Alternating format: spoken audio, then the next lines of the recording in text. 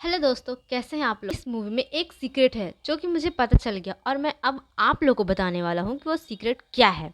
तो मेरे साथ वीडियो के लास्ट तक बने रहे ताकि वो सीक्रेट आप सबको पता चल सके जो डायरेक्टर, राइटर, प्रोड्यूसर्स, एक्टर सब ने छिपा के रखी है हम लोगों से इतने सालों से। पर थोड़े से दिमाग लगाने के बाद ये किसी को भी समझ में आ सकता था और वो मैंने आप लोगों के लिए लगा लिया है। तो आप अपने दिमाग को आराम दीजिए और मेरी बातों को सुनते जाइए। तो मेहरबान कदरदान दिल थाम के। तो नेक्स्ट सीन में ये दिखाया जाता है कि राजा एक लेबर का काम करता है। तो उसके पास घर कैसे आ गए, कपड़े कैसे बदल रहा है एक ही गाने में 10 बार, वो इतनी सारी फैसिलिटी घर में ला कैसे रहा। जो लोग लेबर का काम करते हैं उन्हें अंडर पेड किया जाता है और भाई उनके लिए तो सुविधा भी नहीं होती है और वो किसी भी तरह जीवन गुजारते हैं अपना। इस फिर मधु आती है वहाँ पे कंस्ट्रक्शन साइट पे आती है और उसे आई लव यू बोलती है। तो वो सुन नहीं पाता तो उसे ऊपर बोलती है कि आंटी जी आप ऊपर पहुँचा दो। फिर आंटी जी के पास मैसेज पहुँचाती है, आंटी जी अंकल जी को बोलती है और अंकल जी फिर डायरेक्ट राजा को बोलते हैं। फिर राजा अंकल जी को, अंकल आंटी जी को, आंटी जी मधु को। ऐसा होता है और फिर जब राजा इधर नीचे आने लगता है तो रस्सी टूट जाती है। इसमें सीन में ये दिखाया जा रहा है कि लेबर लोग को में इस सीन में ये देखने वाली बहुत ही अहम बात है कि उनकी सेफ्टी की तो कोई अहमियत ही नहीं है लेबर लोगों के पास में।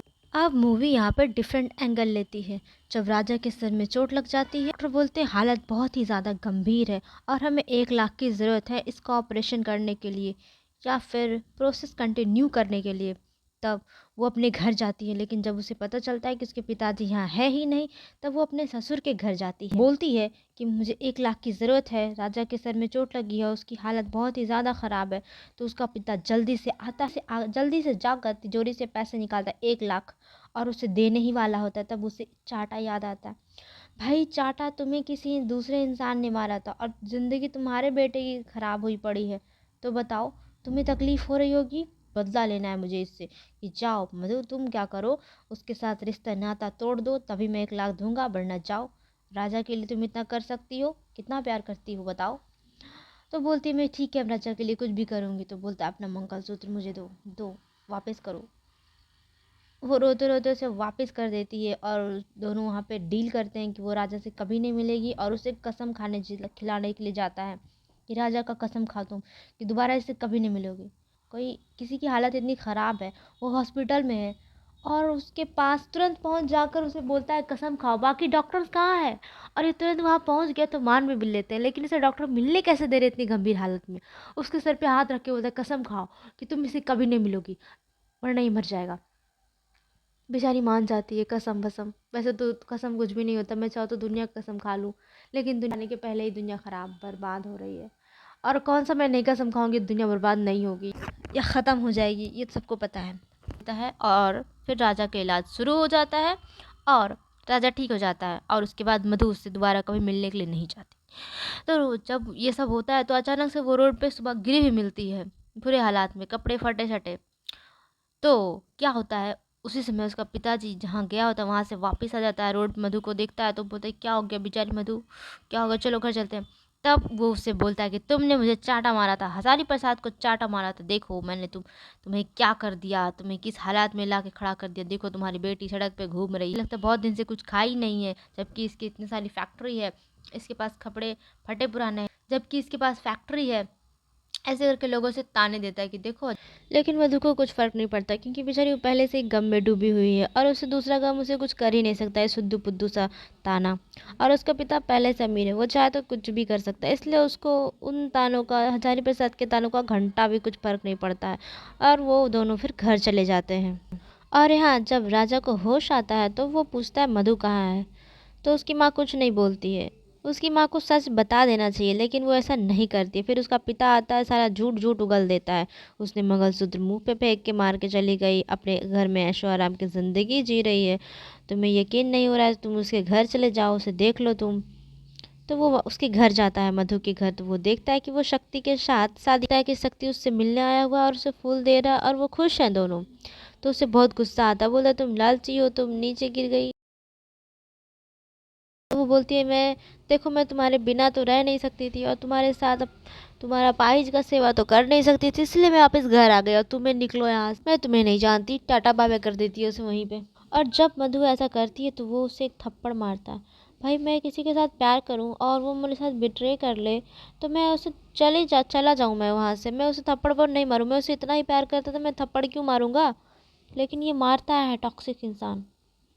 अगर प्यार तुम करते थे उससे और तुमने उसे थप्पड़ मारा नफरत करने पे, गुस्सा करने पे, तो भाई तुम मुझसे प्यार कभी किए ही नहीं। यहाँ पे इसका पिता बोलता है चलो बेटा मैं तुम्हारी शादी करा देता हूँ, कैसे तुम अपनी ज़िंदगी ऐसे गुजारोगे। वो बोलता है मुझे कोई फ़र्क नहीं पड़ता, तो मेरी शादी करा दो यार, थे निकाल दो। तो उसे मौका मिल जाता है हज़ारी प्रसाद को कि अब ये शादी के लिए राजी हो कि आप इसकी शादी ही करा देते हैं हम। यहाँ पे दूसरी तरफ शक्ति आता है और बोलता है देखो, इसके लिए तुम आंसू बहाते रह रही हो दिन रात, वो शादी कर रहा है, वो घोड़ी पे चढ़ेगा। अब का पिता बोलता है कि तुम शक्ति से शादी कर लो। वो बोलती नहीं मैं शादी नहीं करना चाहती। बोले मेरे बेटी तुम ऐसे कैसे ज़िंदगी गुजारोगे। वो बोलती कि अगर आप चाहते हैं कि मैं खुश रहूँ तो आप मुझे यहाँ से कहीं ले चलिए। तब वो बोलता ठीक है बेटा चलो मैं तुम्हें यहाँ से कहीं और ले चलता हूँ। और पता नहीं कैसे फिर यहाँ से एक अमीर इंसान को ढूंढ लेता है हजारी प्रसाद, जो कि उसके बेटे को खरीदने पे यानी दहेज में बहुत सारे पैसे दे और उसे माला माल कर दे। पता नहीं कैसे फिर से वो ऐसे इंसान को ढूंढ ही लेता है जो उसे दहेज में बहुत सारे पैसे दे। और ये सब बात चल ही रहा होता है तो उसकी माँ बोलती है तुम कैसे बाप हो। तभी पुलिस आ जाती है और बोलती है कि देखिए ये आपके बेटे का घर है, देखिए राजा नाम का कोई लड़का है और उसका एक्सीडेंट हो गया है और आप बॉडी को चेक कर लीजिए। तो बोलती नहीं मेरा बेटा नहीं मर सकता, राजा नहीं मर सकता। और जब देखती है तो उसके फेस में काफ़ी काफ़ी ज़्यादा चोट लगा होता है तो वो ध्यान से देखती भी नहीं और रोने लग जाती है। मेरा बेटा मर गया, आ बेटा मर गया। फिर वो अपने बोलती है कि जाओ तुम इसे बेचना चाहते थे, दहेज लेना चाहते थे तुम इसके लिए, जाओ अब ये मर गया, अब जाओ इसके शरीर को भी बेच दो तुम, उससे भी तुम्हें ज़रूर कुछ पैसे मिल जाएंगे। तुम इतने ख़राब इंसान कैसे हो सकते हो। मैंने कहा था एक मंगलसूत्र को कभी मत छीनना वरना उसकी हाय लगेगी। देखो उसने मेरा बेटा छीन लिया उसकी हाय ने, मैं अब क्या करूँ, मैं कैसे रहूँगी। तुम दहेज के लालच में इतने अंधे हो गए कि तुमने अपने बेटे को ही बेच दिया। याद है दोस्तों मैं वीडियो के स्टार्टिंग में मैंने आप लोगों को कहा था कि एक टॉप सीक्रेट मैं आप लोगों को बताऊंगी जो ये मूवी में छिपाया जा रहा है। वो मूवी ये है, वो टॉप सीक्रेट ये है दहेज। मतलब इस मूवी में दिखाया जा रहा है कि दहेज कितना गलत चीज़ है। आप अपने बेटे को बेच रहे हो उसके लिए और उसकी खुद की खुशियाँ छीन रहे हो। और जो लोग अपनी मर्जी से शादी करते हैं पता नहीं दुनिया वाले उनके दुश्मन क्यों बन जाते हैं, मुझे तो समझ। तो मैंने अपने दोस्तों को तो बोल रखा है कि भाई तुम्हें शादी करना अडल्ट हो इनकम सोर्स ढूंढो, उसके बाद तुम किसी के भी साथ भाग सकते हो, चाहे किसी को भगा सकते हो उसकी मर्जी के साथ में। तुम्हें दुनिया भी नहीं रोकेगी इस बात से। फिर तो अगर दुनिया तुम्हें फिर भी रोकती है, ताने देती है, तो तुम उस केस में सिर्फ एक ही काम कर सकते हो, अनसुना कर सकते हो, इग्नोर कर सकते हो और कुछ नहीं। क्योंकि तुम्हारे पास सब कुछ है, तो तुम चाहते हो अपनी मर्जी से, तुम पास इनकम सोर्स है, अपनी मर्जी के पार्टनर्स है और तुम जी भर के जो चाहो कर सकते हो।